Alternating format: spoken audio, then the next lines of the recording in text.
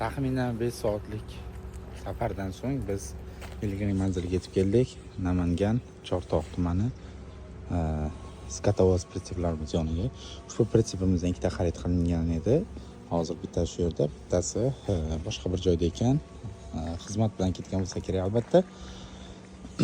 Ushbu pritsepimiz mijozimiz buyurtma asosida buyurtma bergan edilar. Hozirda yana bir mijozimiz Qirg'izistonga tashrif buyurdilar va pritsepni o'zlari yaqindan kelib ko'rish niyati borligini aytdilar va biz albatta u kishini Toshkentga kutib olib Namanganga olib keldik. Pritsepimiz holati rang yashil, mijoz tarafidan kelib chiqqan holatda yana bo'yash mumkin. 2 qavatli bo'ladi. Ikkinchi qavatda ko'tarib qo'yilgan. E'tibor bersangiz agar 3 moslik barcha воздушный ressorlar bilan jihozlangan. Воздушный o'tkazsa ham bo'ladi albatta.